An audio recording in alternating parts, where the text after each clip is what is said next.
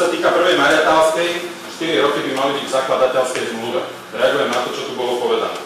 Čudujem sa vám, obecné zastupiteľstvo, že sa absolútne... Vecnú otázku, toto není komentovanie. Ja mám 5 minút podľa toho, čo ja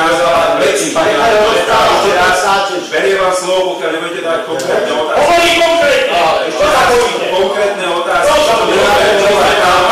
Konkrétna otázka.